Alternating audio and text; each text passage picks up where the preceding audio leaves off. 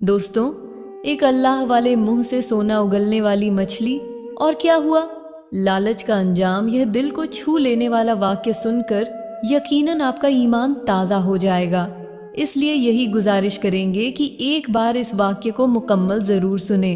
शहर बगदाद से कुछ फासले पर एक छोटी सी बस्ती थी, जहाँ एक बूढ़ा शख्स अपनी आखिरी जिंदगी के दिन गुजार रहा था। वह एक खामोश और आजिज लेकिन दाना इंसान था। उसके 5 बेटे थे। इनमें सबसे बड़ा सलीम था, जो एक जमींदार था।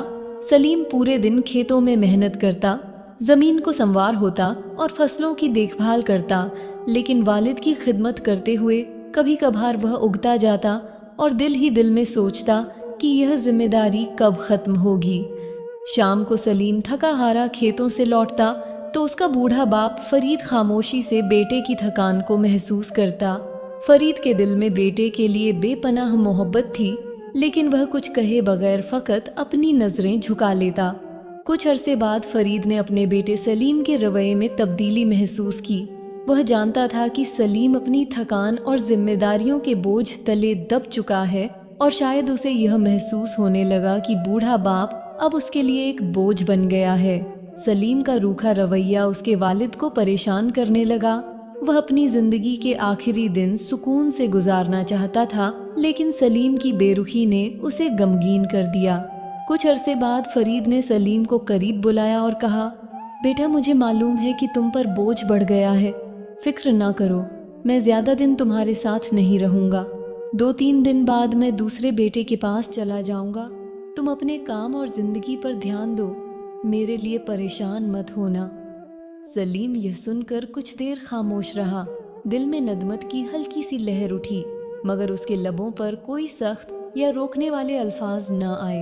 कुछ दिन गुजारने के बाद बूढ़ा फरीद सलीम के घर से निकलकर दूसरे बेटे राशिद के पास चला गया, जो एक कामयाब व्यापारी था और जिसे माल और दौलत की कोई कमी नहीं थी।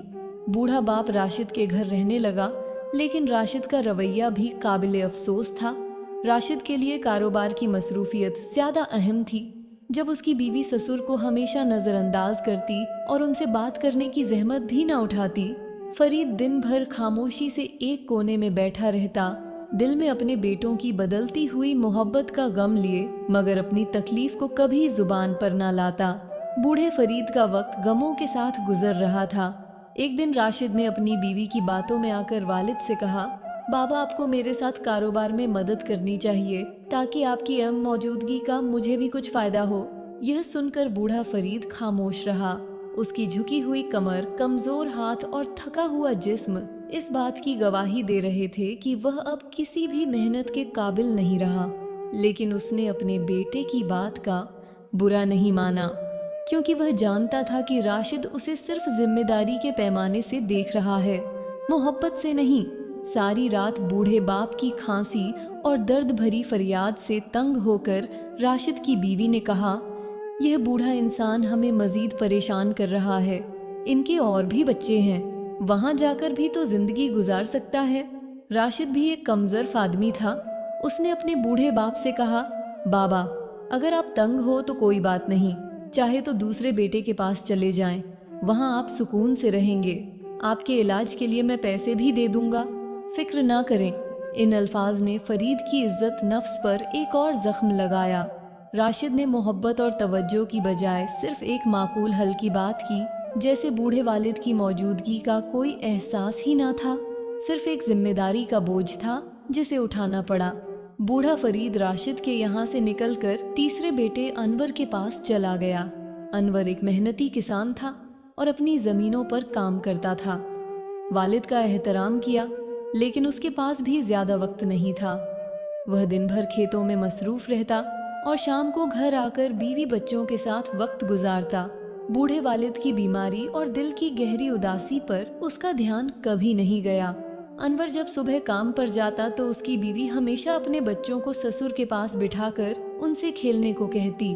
बूढ़ा फरीद, जो बीमारियों और कमजोरी से कांप रहा था, यह मंजर देखकर शदीद गम का शिकार हो जाता।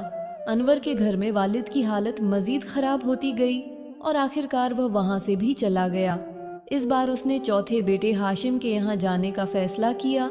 हाशिम, जो कि एक धोखेबाज और लालची इंसान था, अपने वालिद के इस्तकबाल के लिए बहुत खुश था, लेकिन हाशिम की खुशी महज लालच के बायस थी, न कि अपने वालिद से मोहब्बत के। हाशिम ने अपने वालिद को इज्जत दी और कहा, बाबा आपको यहाँ रहने में कोई तकलीफ नहीं होगी। मद को जब पता चला कि बूढ़े बाप के पास कोई माल दौलत नहीं है तो उसने भी बाप को नजरअंदाज करना शुरू कर दिया। अहमद की बी ने अपने ससुर को एक बोझ समझकर उनकी कोई खिदमत नहीं की, बल्कि उल्टा तकलीफ दी। वह हमेशा शिकायत करती रहती और बूढ़े को अपने कामों में रुकावट समझती।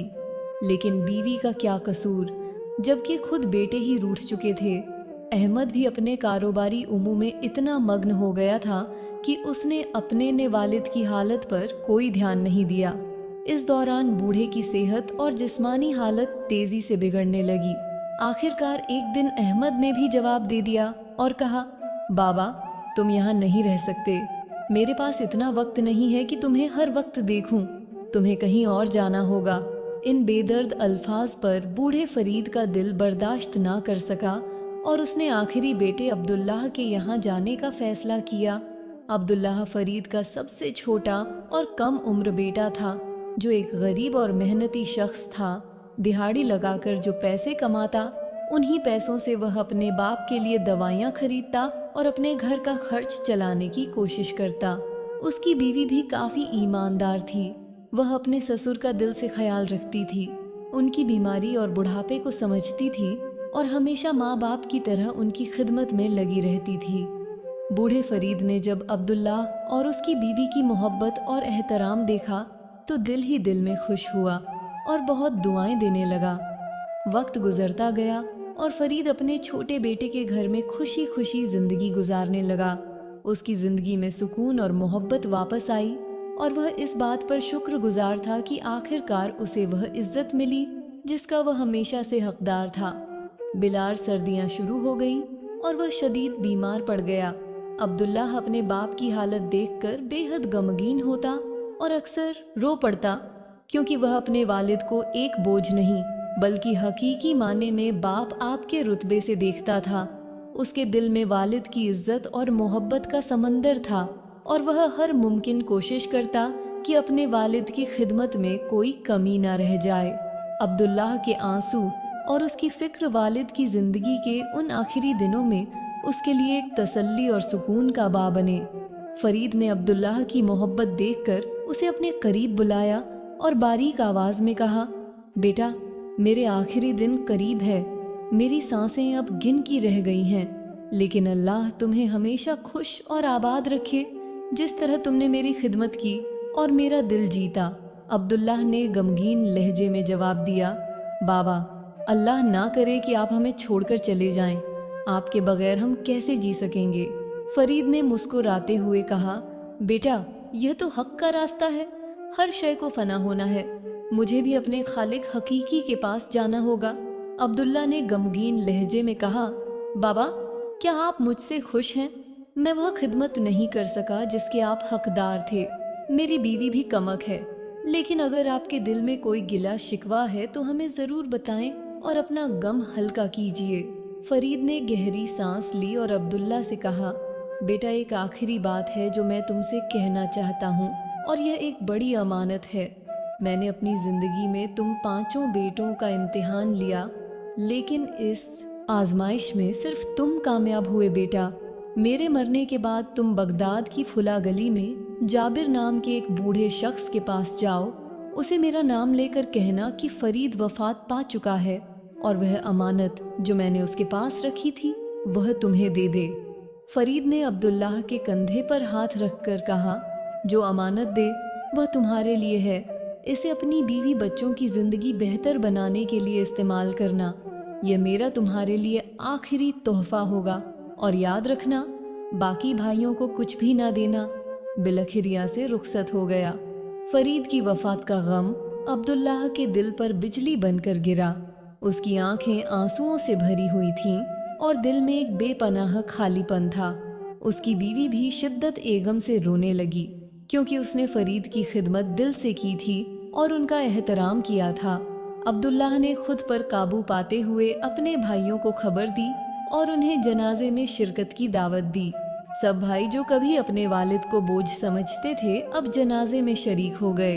अब्दुल्लाह जो हमेशा ईमानदारी और मोहब्बत का पैकर रहा ने भाइयों से कहा, बाबा जान ने मुझे एक अमानत सौंपी थी। मुझे यकीन है कि वह कोई कीमती खजाना होगा, लेकिन इसमें सब भाइयों का हक है। हालांकि बाबा ने इसे सिर्फ मेरे लिए वसीयत की थी। भाई जो दिल में कहीं ना कहीं लालच रखते थे, अब्दुल्लाह के भाइयों ने कहा, जाओ और अमानत ले आओ, फिर उसे हम पांचों भाइयों में तकसीम कर देना ताकि सबको बराबर हिस्सा मिले। अब्दुल्ला ने ठीक वैसा ही किया जैसा उसने कहा था। वह बगदाद जाकर अमानत ले आया। जब उसने संदूक खोला तो वह हैरत में पड़ गया। संदूक में बगदाद के मशहूर बाजार की कई कीमती दुकानों के कागजात, जवाहरात जो उसकी माँ के थे और बहुत सी अशरफियाँ मौजूद थीं।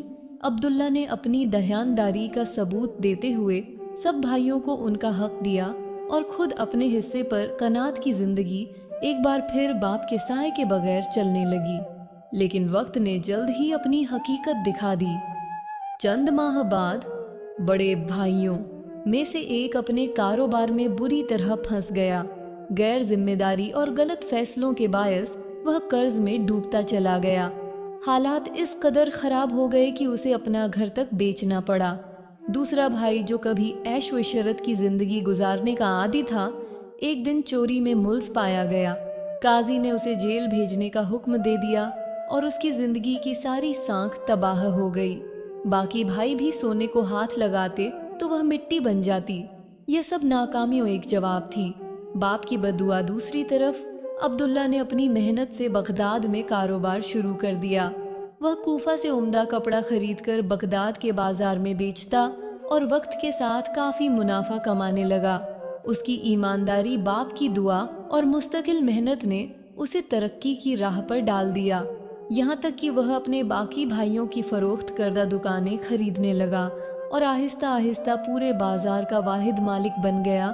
जो भाई कभी खुद को दौलतमंद समझते थे, अब वक्त के मारे हुए अब्दुल्लाह के दर पर सवाल करने आ गए। अब्दुल्लाह जो एक रहम दिल और मुशफिक इंसान था, उनकी मदद करता और उन्हें खाली हाथ वापस ना जाने देता। उसका यह रवैया उसके वालिद की सिखाई हुई अखलाक याद का अक्स था। जब अब्दुल्लाह बगदाद में कारोबार कर रहा था, एक रात उसे ख्वाब में उसके वालिद नजर आए। उन्होंने कहा, बेटा, जो दौलत तुझे मिली है वह तेरा असली इम्तिहान है।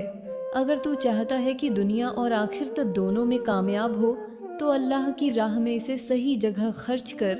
अब्दुल्लाह ख्वाब से बेचैन हो उठा। उसने फैसला किया कि वह अपने वालिद की नसीहत पर अमल करेगा। एक दिन वह एक बुजुर्ग आलिम से मिला और उनसे मशवरा किया।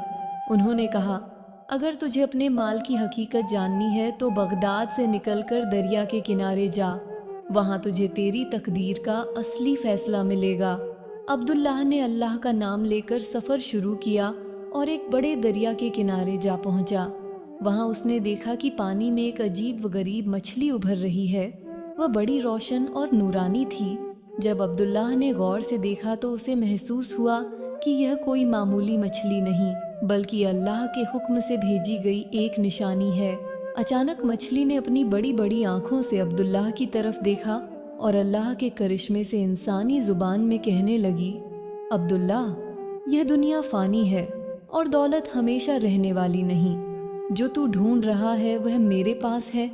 अल्लाह के हुक्म से मैं तुझे वह अमानत सौंप रही हूँ जिसे तेरे वालिद ने तेरे लिए छोड़ा था। इतना कहते ही मछली ने अपना मुंह खोला और उसके अंदर से एक चमकता हुआ संदूक बाहर आया। अब्दुल्लाह ने जब उसे खोला तो वह हैरत में पड़ गया। उसमें सोने चांदी के अशरफियाँ के साथ साथ कई बेशकीमती जवाहरात और दस्तावेज थे जो बगदाद के सबसे कीमती बाजारों की मिल्कियत के थे। अब्दुल्लाह को समझ आ गया कि यह दुनिया का सबसे बड़ा इम्तिहान है। उसने वहीं सजदा किया और अल्लाह का शुक्र अदा किया। फिर उसने फैसला किया कि वह इस दौलत को अपने लिए नहीं रखेगा बल्कि गरीबों और मिस्कीन में बांट देगा। बगदाद लौटकर उसने सारा सोना चांदी और जायदाद बेचकर दरवेश, यतीमों और ज़रूरतमंदों में तकसीम कर दिया। शहर के लोग हैरान थे कि जो आदमी पूरा बाजार खरीद सकता था वह खुद सादा जिंदगी क्यों अपना रहा है। लेकिन अब्दुल्लाह जान चुका था कि वह दुनिया फानी है और असली माल वह है जो अल्लाह के लिए खर्च किया जाए। इसके बाद अब्दुल्लाह ने अपनी बाकी ज़िंदगी अल्लाह की इबादत, नेकी और लोगों की खिदमत में गुजार दी। वह एक मशहूर दरवेश बन गया और उसकी दुआएं दूर दूर तक कबूल होने लगीं। इस तरह एक आम आदमी जो दौलत के ज़रिए दुनिया जीत सकता था, उसने अपना सब कुछ अल्लाह की राह में लुटाकर अपनी आखिर तक संवार ली। दोस्तों, इस कहानी से हमें 3 बड़े सबक मिलते हैं। एक, दौलत खुदा की दी हुई अमानत है, इसे अपने लिए नहीं बल्कि सही जगह खर्च करना चाहिए। 2, यह दुनिया फानी है और इंसान को आखिर तक के लिए अमल करने चाहिए। 3, असली दौलतमंद वही है जो अल्लाह की राह में खर्च करें और नेक अमल करें। दोस्तों, उम्मीद करता हूँ कि कहानी आपको पसंद आई होगी। पसंद आने की सूरत में इसे लाइक ज़रूर कीजिएगा और अपने दोस्तों में भी शेयर ज़रूर कीजिएगा और हमारे चैनल को सब्सक्राइब करके हमारी फैमिली का हिस्सा बनना भी मत भूलिए। शुक्रिया।